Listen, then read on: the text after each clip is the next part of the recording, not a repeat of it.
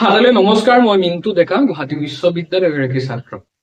এগৰাকী সাধাৰণ ছাত্ৰ বা ছাত্ৰীৰ জীৱনত বহু আশা আৰু আকাংক্ষা থাকে, আৰু সেই আশা আৰু আকাংক্ষাৰ সমষ্টিকে আমি সকলোৱে সপোন বুলি কওঁ।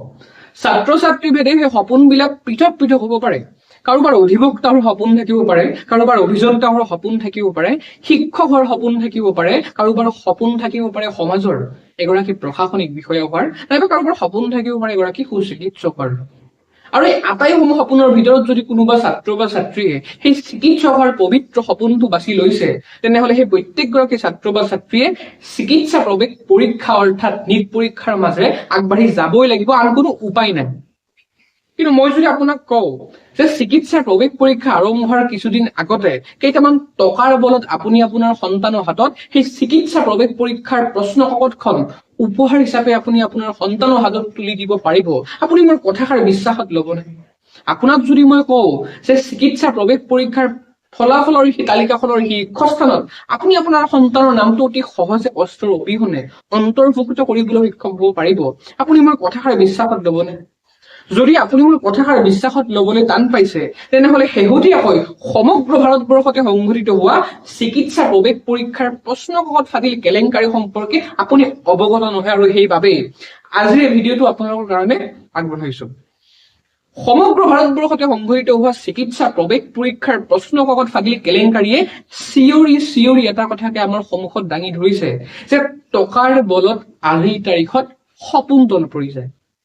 আশা কৰিছো আপোনালোকে ভিডিঅ'টো শেষলৈকে চাব।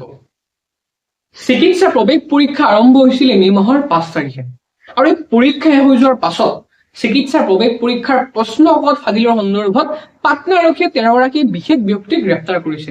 আৰু 13গৰাকী বিশেষ ব্যক্তিক যেতিয়া বিশেষকৈ ইনভেষ্টিগেশ্যন কৰা হ'ল, তেতিয়া পোহৰলৈ আহিলে যে প্ৰায় 30ৰ পৰা 50 লাখ টকা পৰ্যন্ত প্ৰত্যেকখন পৰীক্ষাৰ প্ৰশ্ন কাকতৰ বাবদ ছাত্ৰ ছাত্ৰীসকলৰ প্ৰায় 13গৰাকী ব্যক্তিয়ে সংগ্ৰহ কৰিছিল। এই ভয়ংকৰ ঘটনাটো সংঘটিত হৈ যোৱাৰ পাছতে মে মাহৰ 10 তাৰিখে গুজৰাটৰ এটা বিশেষ পৰীক্ষা কেন্দ্ৰৰ সন্দৰ্ভত এটা বিশেষ গোচৰ ৰুজু কৰা হয়। গোচৰটো এনেকুৱা ধৰণৰ আছিলে যে গুজৰাটৰ সেই বিশেষ পৰীক্ষা কেন্দ্ৰটোৰ অধ্যক্ষ পুৰুষোত্তম শৰ্মা আৰু এগৰাকী বিশেষ শিক্ষক যাৰ নাম আছিল ক্ৰমে তুষাৰ ভট, এই দুগৰাকী ব্যক্তিয়ে প্ৰায় 10 লাখ টকাৰ বিনিময়ত চিকিৎসা প্ৰৱেশ পৰীক্ষাৰ প্ৰশ্নসমূহৰ সমাধান ছাত্ৰ ছাত্ৰীসকলক কৰি দিছিল, যাৰ বাবদ ইতিমধ্যে গুজৰাটৰ আৰক্ষী দুগৰাকী ব্যক্তিক গ্ৰেপ্তাৰ কৰিছে। আপুনি কল্পনা কৰি চাওকচোন যে আপোনাৰ সন্তানটিয়ে চিকিৎসা প্ৰৱেশ পৰীক্ষাৰ এটা বিশেষ পৰীক্ষা কেন্দ্ৰত পৰীক্ষা দিবলৈ গৈছে পঢ়া পাতি কৰি, কিন্তু সেই পৰীক্ষা কেন্দ্ৰটোৰ অধ্যক্ষগৰাকী আৰু শিক্ষকগৰাকীয়ে যদি দুৰ্নীতি পৰায়ণ হয়, আপোনাৰ পৰীক্ষা ব্যৱস্থাটোৰ ওপৰত তিলমানো আস্থা আৰু বিশ্বাস থাকিবনে?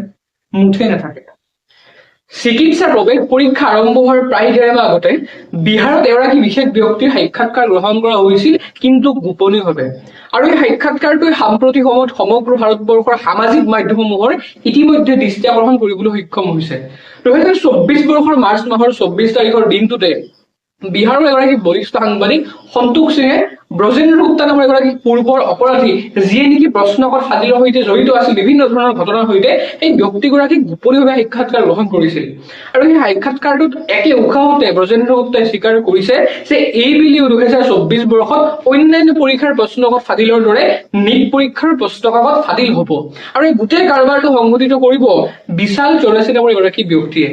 বিশাল চৌৰাচী হৈছে সমাজৰ এনে এগৰাকী ব্যক্তি যিয়ে নেকি পূৰ্বতে উৰিষ্যাৰ জুনিয়ৰ ইঞ্জিনিয়াৰৰ প্ৰশ্ন কাকত ফাদিল কৰিছিল, প্ৰশ্ন কাকত লিক কৰিছিল, যাৰ বাবে বৰ্তমান বিহাৰৰ কাৰাগাৰত বিশাল চৌৰাচীয়া কাৰাবদ্ধ হৈ আছে।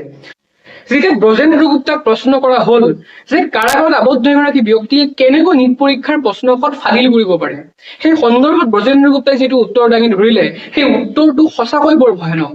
এইবাৰ ভয়ানক বুলি উল্লেখ কৰিছো কাৰণ উত্তৰত ব্ৰজেন্দ্ৰ গুপ্তাই ক'লে যে বিশাল চৌৰাচীয়ে ইমান বেছি ক্ষমতাশালী হাত দীঘল এগৰাকী ব্যক্তি, যি নেকি জেলৰ মাজত আবদ্ধ হৈ থাকিও সমগ্ৰ ভাৰতবৰ্ষৰ শৈক্ষিক আৰু পৰীক্ষা ব্যৱস্থাটোকে সম্পূৰ্ণৰূপে ধ্বংস কৰি পেলোৱাৰ সামৰ্থ্য নিজৰ সৈতে ৰাখে। ব্ৰজেন্দ্ৰ গুপ্তাৰ যিটো থিয়ৰী, এই সম্পূৰ্ণ থিয়ৰীটো কিমান সত্য সেয়া কিন্তু আজিও আমি নিৰূপণ কৰিব নোৱাৰো। কিন্তু চিকিৎসাৰ প্ৰৱেশ পৰীক্ষা আৰম্ভ হোৱাৰ 1.5 মাহ আগতে গ্ৰহণ কৰা সাক্ষাৎকাৰটো যদি তাহানিৰ সময়ছোৱাতে আৰক্ষী প্ৰশাসনে গুৰুত্ব সহকাৰে ললেহেঁতেন, কৰবাত নহয় কৰবাত নীট পৰীক্ষাৰ সমগ্ৰ কেলেংকাৰীটো সংঘটিত নোহোৱাৰ সম্ভাৱনা কৰবাত নহয় কৰবাত আছিলে। চিকিৎসা প্ৰৱেশ পৰীক্ষা আৰম্ভ হ'ল, চিকিৎসা প্ৰৱেশ পৰীক্ষা চলিলে, চিকিৎসা প্ৰৱেশ পৰীক্ষাৰ ফলাফল ঘোষণা কৰা হ'ল জুন মাহৰ 4 তাৰিখে, যিটো দিনত ভাৰতবৰ্ষৰ নিৰ্বাচনৰ ফলাফলো ঘোষণা কৰা হৈছিল। এই নিট পৰীক্ষাৰ ফলাফল ঘোষণা কৰা হোৱাৰ পাছতে সমগ্ৰ ভাৰতবৰ্ষৰ সচেতন মহলৰ মাজত এক বিশৃংখল পৰিৱেশৰ সৃষ্টি হ'ল। এইবাবে কাৰণ 2024 বৰ্ষৰ নিট পৰীক্ষাৰ ফলাফলৰ ক্ষেত্ৰত সমগ্ৰ দেশৰ ভিতৰতে শীৰ্ষস্থান দখল কৰিছিল এজন নহয়, দুজন নহয়, 10জন নহয়, 67 গৰাকী ছাত্ৰ ছাত্ৰীয়ে। এই সমগ্ৰ বিষয়টোক লৈ যদি হুলস্থুলীয়া পৰিৱেশৰ সৃষ্টি হ'ল, এই সমগ্ৰ বিষয়টোৱে উচ্চতম বুজিয়ে পালে কৈ যে উচ্চতম ন্যায়ালয়ে নিট পৰীক্ষা আয়োজিত কৰা সংস্থা NTA প্ৰশ্ন কৰিলে যে কেনেকৈ 67 গৰাকী ছাত্ৰ ছাত্ৰীয়ে দেশৰ ভিতৰতে শীৰ্ষস্থান লাভ কৰিবলৈ সক্ষম হ'ল। তেতিয়া NTA দুটা যুক্তি দাঙি ধৰিলে বিশেষকৈ। প্ৰথম যুক্তিটো আছে NTA বুলি কৈছিল উচ্চতম ন্যায়ালয়ক যে এইবেলি 2024 বৰ্ষৰ নিট পৰীক্ষাৰ প্ৰশ্ন কাকতখন হেনো বহুত সহজ আহিছিলে। তেওঁলোকৰ দ্বিতীয় যুক্তিটো আছিল যে 67 গৰাকী ছাত্ৰ ছাত্ৰীৰ ভিতৰত 50 গৰাকী ছাত্ৰ ছাত্ৰীক গ্ৰেছ মাৰ্ক প্ৰদান কৰা হৈছে আৰু এই 50 গৰাকী ছাত্ৰ ছাত্ৰীৰ ভিতৰত 44 গৰাকী ছাত্ৰ ছাত্ৰীক প্ৰশ্নৰ বিসংগতি আৰু বাকী 6 গৰাকী ছাত্ৰ ছাত্ৰীক সময়ৰ নাটনিৰ বাবে গ্ৰেছ মাৰ্ক প্ৰদান কৰা হৈছে।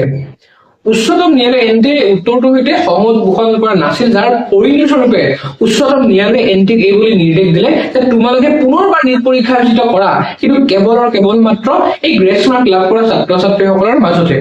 2024 বৰ্ষৰ এই নিট পৰীক্ষাত সমগ্ৰ দেশৰ ভিতৰতে 24 লাখ ছাত্ৰ ছাত্ৰী অৱতীৰ্ণ হৈছিল, কিন্তু এই 24 লাখ ছাত্ৰ ছাত্ৰীৰ ভিতৰত কেৱল মাত্ৰ 1563 গৰাকী গ্ৰেছ মাৰ্ক লাভ কৰা ছাত্ৰ ছাত্ৰীৰ মাজতহে নিট পৰীক্ষা পুনৰবাৰ আয়োজিত কৰা হ'ল NTAৰ দ্বাৰা জুন মাহৰ 23 তাৰিখে। এই ভিডিঅ'টোৰ জৰিয়তে এইটোকে উল্লেখ কৰিবলৈ বিচাৰিছো শেষত যে আমাৰ এইখন এনে সুবিধাবাদী ব্যক্তি আছে যিসকল ব্যক্তিয়ে আনৰ উন্নতি হয়তো কেতিয়াও কামনা নকৰে।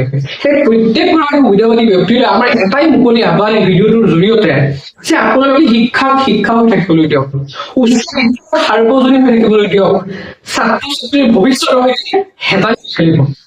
ভিডিঅ'টো ভাল লাগিলে অশেষ ধন্যবাদ।